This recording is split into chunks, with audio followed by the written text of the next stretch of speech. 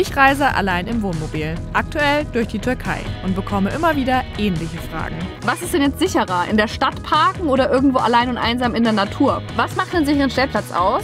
Welches Land würde ich nicht empfehlen? Und wie war das denn so, die erste Zeit, allein im Auto zu übernachten? In den nächsten 2 Videos möchte ich alle Fragen rund ums Thema Sicherheit beantworten. In diesem Video klären wir erstmal das Grundsätzliche und im nächsten wird es dann nochmal konkreter zum Thema Alleinreisen als Frau. Hallo von diesem wunderschönen Fleck Erde hier in der Türkei. Ich bin kurz vor Anamur. Ich bin gestern hier angekommen und habe mich eigentlich ziemlich sicher gefühlt. Aber gerade, oh, ich glaube, es ist auch ein bisschen windig. Wir gehen mal rein. Der Chai ist auch gleich fertig. Eigentlich war ich hier alleine und gerade kam aber ein Mann mit seinem Sohn. Und der Vater ist dann auf mich zugekommen und meinte erstmal, ob ich Englisch spreche, meinte ich ja. Und dann meinte er, dass es hier very dangerous ist. Und er mir empfehlen würde, lieber in Anamur zu schlafen. Also in der Stadt. Und dann war ich erstmal so, okay, also was ist hier gefährlich? Und dann meinte er, ja, hier sind am Abend immer viele betrunkene Leute.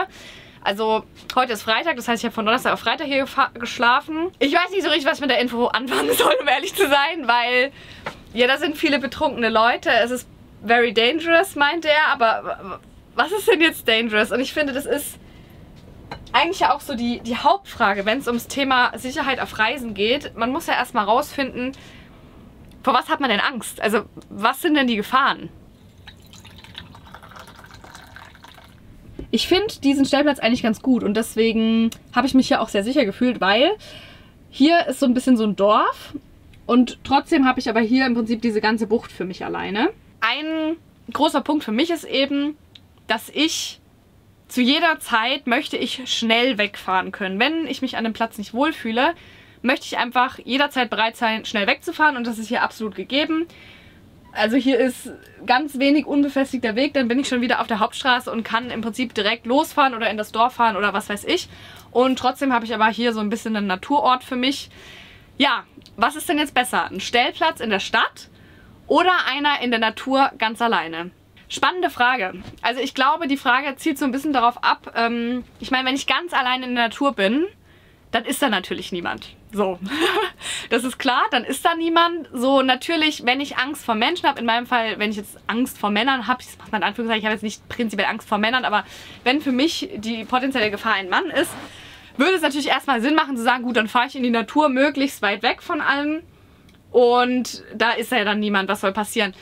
Die Sache ist, oft bei so abgelegenen Naturplätzen, ich bin dort auch gerne, aber es ist eben oft nicht der Punkt gegeben, dass ich eben zu jedem Zeitpunkt einfach wegfahren kann, weil die sind dann oft über einen längeren, unbefestigten Weg. Man darf nicht vergessen, dass ein Weg, der tagsüber so aussieht, nachts so aussieht.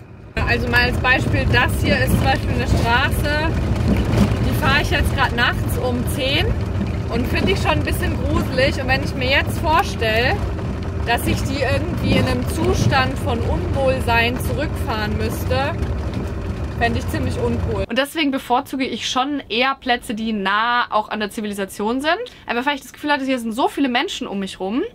Und wenn was wäre, würde ich Hilfe bekommen. Ich muss sagen, ich habe jetzt hier nicht konkret Angst, aber ich weiß nicht, wenn er mir sagt, es ist dangerous hier, dann finde ich es jetzt auch ein bisschen blöd, hier zu bleiben. Ich meine, wäre ich jetzt schon 5 Tage hier und wäre mir 100% sicher, dass es nicht dangerous ist, dann würde ich wahrscheinlich hier bleiben. Aber dadurch, dass ich jetzt gestern erst kam und er mir jetzt heute sagt, das ist dangerous, muss ich das jetzt auch nicht ausprobieren unbedingt. Deswegen werde ich weiterfahren. Eine Frage kommt auch immer sehr gerne und zwar, wie war für dich denn die erste Zeit allein im Wohnmobil? Und dazu möchte ich sagen, dass ich natürlich nicht mir das Wohnmobil gekauft habe und direkt allein in die Türkei gefahren bin. Das war natürlich bei mir auch ein schrittweiser Prozess.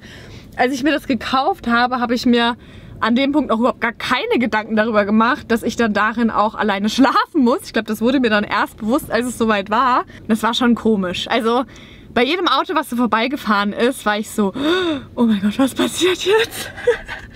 Und ich glaube, es ist einfach so ein krasser Unterschied zwischen der gefühlten Sicherheit und der tatsächlichen Sicherheit. Gerade im Ausland kann ich oft gar nicht wissen, ob etwas sicher ist oder nicht. An der Stelle aber ganz klar, man kann sein Gefühl nicht beeinflussen. Ich erinnere mich, in den ersten Nächten im Wohnmobil habe ich mich schon unsicher gefühlt. Auch wenn faktisch gesehen keinerlei Gefahr da war. Das wusste ich auch, aber du steckst halt auch nicht drin so.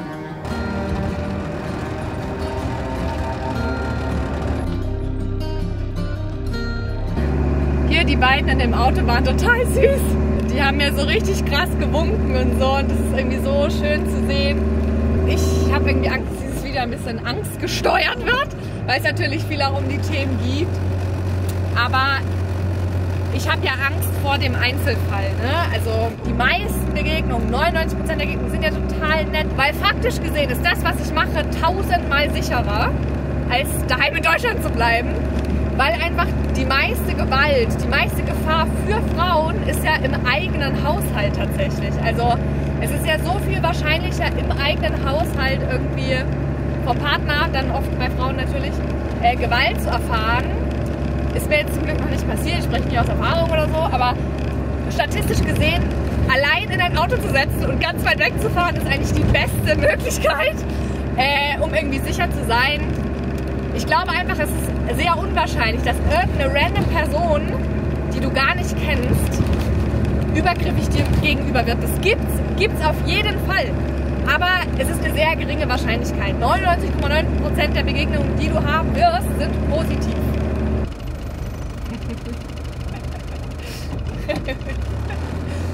Oh, wie schön.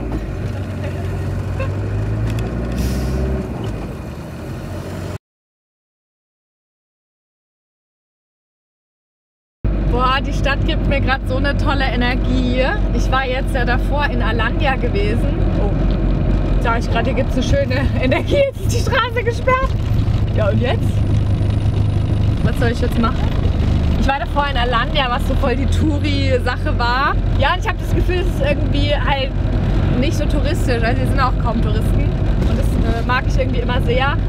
Das ist tatsächlich was, wo ich mich auch immer sicherer fühle. Ich habe in Alanya mich mit einer Frau unterhalten, ne? Eine deutsche pensionierte Lehrerin, die meinte, in Alanya fühlt sie sich total sicher.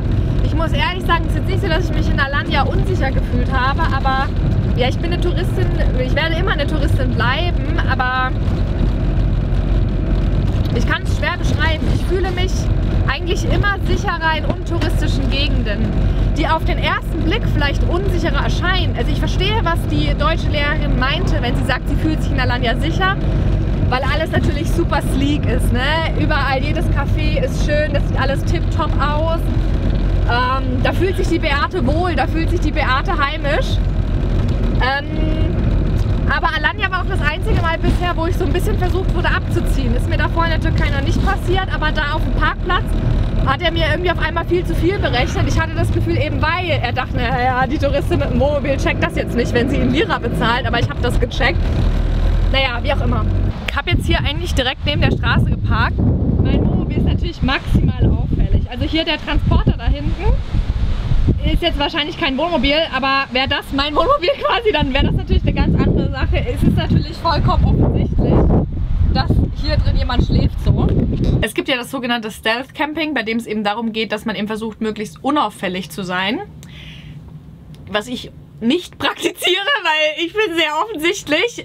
Ich muss sagen, ich habe mir damals, als ich mein Wohnmobil lackiert habe, keinerlei Gedanken darüber gemacht, dass ich natürlich die Aufmerksamkeit auf mein Auto damit steigere. Ich persönlich, ich finde, es bringt mir sehr viel positive Erfahrungen, dass mein Auto so bunt ist und ich eben offensichtlich bin ein Wohnmobil, weil mir so viele Leute winken und ich bekomme so viel positive Rückmeldungen, wenn ich unterwegs bin, aber auch wenn ich hier stehe, die Leute laufen vorbei, ich sehe das ja und die gucken das an und sehen, das ist aus Deutschland und freuen sich einfach an den Farben und so. Und also ich persönlich möchte halt auch keinen weißen Kasten haben, muss ich ehrlich sagen. Ich mag das halt so.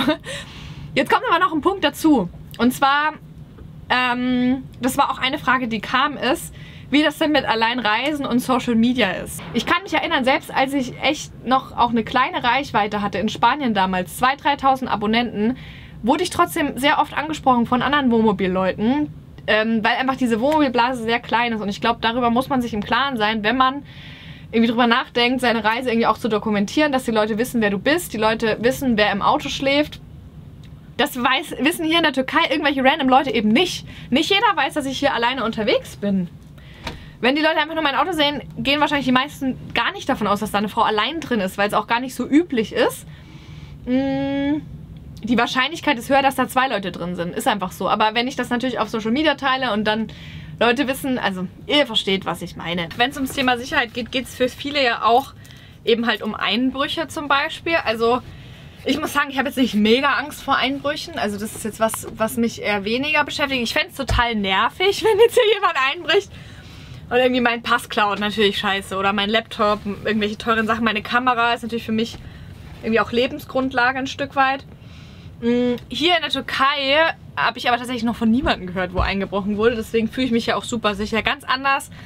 Frankreich, Spanien, da ist halt das mit den Wohnmobilen so etabliert, dass es halt wirklich so Banden gibt, die irgendwie die Autos aufknacken und so. Das gibt's halt da wirklich. Also hier in der Türkei ist wirklich super easy. Also ja, ich fühle mich da eigentlich sicher.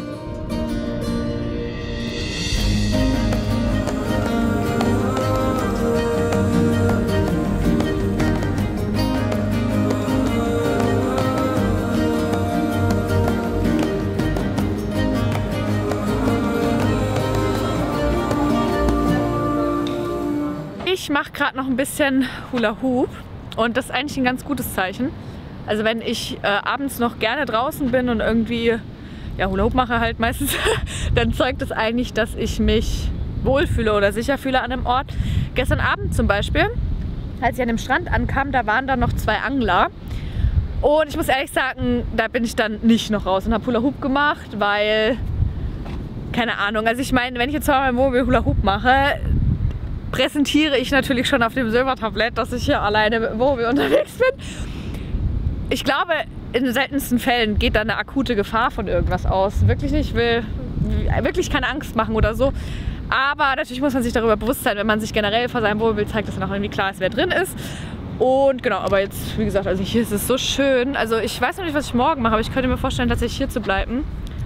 Irgendwie gefällt es mir hier. Ja, es gibt auch noch ein paar Fragen, die ich beantworten wollte. Es kam die Frage, ob ich Vorkehrungen treffe. Konkrete Vorkehrungen für die Sicherheit. Ich stelle abends immer sicher, dass ich weiß, wo mein Schlüssel ist. Also ich weiß ja sonst überhaupt nie, wo irgendwas in meinem Wohnmobil ist.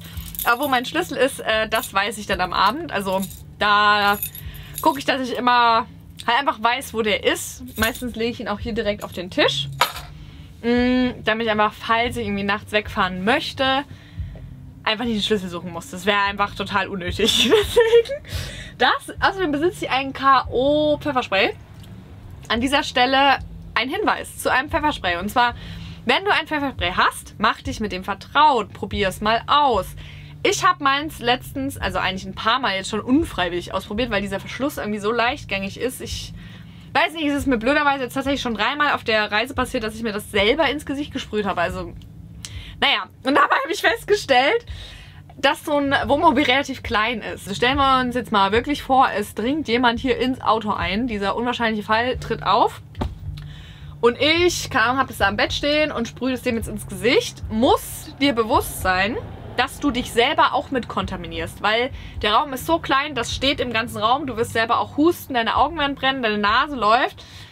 Das volle Programm, alles juckt. Du tust nicht nur den Angreifer dann irgendwie, sondern dich auch selber, nur damit du es mal weißt. Ich glaube einfach, jeder, der so ein Pfefferspray hat, sollte es wirklich mal benutzt haben. Also ist wirklich meine Meinung. Du kannst ja auch mal draußen sprühen, einfach um zu gucken, wie das so funktioniert. Die letzte Frage ist, wie ich finde, eigentlich mit auch die spannendste Frage. Und zwar, welches Land ich als Frau überhaupt nicht bereisen würde oder also halt generell, welche Länder gut oder schlecht sind. So. Und dazu ist es ganz wichtig zu wissen, dass jedes Land ist auch nur so sicher, wie du dich sicher fühlst. Ich muss selbstbewusst sein, wenn ich alleine reise. Also ich muss nicht, aber ich will. Ich will selbstbewusst sein. Ich möchte nach außen hin mir nicht wirklich erlauben, irgendwie viel Schwäche zu zeigen, weil mich das angreifbar macht. Das kann ich mir nicht leisten, wenn ich allein unterwegs bin. Ich muss in mir selbst eine gewisse Ruhe, Selbstbewusstsein haben und das auch ausstrahlen, damit ich sicher reisen kann. Und ich glaube, mittlerweile kann ich das ganz gut. Habe ich am Anfang garantiert nicht gekonnt. Als ich da mit Anfang 20 losgefahren bin, nach Spanien. Also ich war ja das leichteste Opfer ever. Also ich sah aus wie die... Ich sehe immer noch so aus wie das blonde, naive Mädchen vom Lande. Aber ich habe mich halt auch wirklich so verhalten. Also ich bin jetzt schon auch... Ich bin jetzt nicht so viel älter, aber ich habe schon einiges dazugelernt. Also ja. Und ich glaube, das ist halt einfach irgendwie ganz wichtig. Genau, also im Allgemeinen muss ich jedoch sagen, dass ich Frankreich und Spanien tatsächlich gar nicht so super finde als Frau, weil, naja, die Kultur ist halt irgendwie eine andere. Also du wirst halt so oft blöd von der Seite angelabert von Männern, also Hola Chica und hier und da. Und also ich habe in Spanien ungefragt so viele Geschlechtsteile gesehen, die mir präsentiert wurden am Strand. Es hat mich irgendwann auch nicht mehr gewundert. Ich habe das dann einfach so, ja, keine Ahnung. Ist halt hier so. Es ist irgendwie krass, wie schnell das auch zur Normalität wird. In Spanien habe ich persönlich einfach wesentlich mehr Belästigung erlebt, muss ich ehrlich sagen, als jetzt hier am Balkan, Griechenland, Türkei. Also wirklich deutlich weniger, was halt irgendwie halt an der Kultur liegt. Für mich persönlich ist ja ein großer Traum Iran und ich dachte halt lange auch, dass ich allein nicht in den Iran reisen kann. Ich habe dieses Jahr wollte ich eigentlich mit einer Gruppe in den Iran reisen. Leider hat das wegen der politischen Situation, wurde das dann halt abgesagt. Und ich muss sagen, ich bin mittlerweile an einem Punkt, wo ich auch alleine in den Iran reisen würde. Einfach weil ich mich jetzt mittlerweile sicher genug fühle. Die Sicherheit hatte ich vor einem Jahr, hatte ich die nicht. Und jetzt gerade glaube ich aber, dass ich mit den Herausforderungen auf jeden Fall klarkommen würde. Ich würde alleine in den Iran fahren. Es gibt so viele coole Frauen. Es gibt Frauen, die waren allein auf der arabischen Halbinsel, die waren allein im Iran, die waren allein in Pakistan, in Indien, die waren allein in Afrika. Ey, es sind Frauen wirklich mit dem Fahrrad fahren, die von Marokko nach Kapstadt. Ey, es gibt so coole Frauen da draußen. Das ist einfach so cool. Das eben so ein bisschen als Gedanke, dass eben ein großer Faktor nicht nur die Sicherheit des Landes ist, sondern eben auch deine eigene Sicherheit, weil du dich einfach angreifbar machst, wenn du unsicher bist. Ich hoffe, ich mache mit diesem Video niemandem Angst, weil das wäre ja überhaupt nicht, was ich möchte. Es sind einfach ein paar Dinge, die sollte man auf dem Schirm haben. Aber man wächst rein. Also wenn ich dran denke, ey, als ich mir das Auto gekauft habe, ich habe überhaupt nicht dran gedacht, damit mal ins Ausland zu fahren. Ich keine Ahnung, was ich überhaupt dachte, als ich mir das Wohnmobil gekauft habe. Das ist mir manchmal auch noch nicht ganz klar. Aber dass ich jetzt mal in die Türkei fahre soll, das hätte ich mir doch auch nicht vorstellen können. Also es war für mich auch irgendwie so ein langer Prozess. Man wächst wirklich Stück für Stück über sich hinaus und das ist so toll. Also wirklich, so krass bin ich gewachsen, auch an dieser Sache mit dem Wohnmobil. Und jetzt stehe ich hier irgendwo am Straßenrand. Weiß ich auch nicht, das geht dann ganz schnell. Man kommt in so eine Reise-Eskalationsphase. Ich bin gerade in der Reise-Eskalationsphase. Da reicht dann nicht mehr Spanien, Frankreich. Nee, man muss durch den Balkan, dann muss man in die Türkei, vielleicht muss man dann in den Iran, vielleicht muss man auf die arabische Halbinsel. Die Welt ist so groß. Ja. Viel Spaß!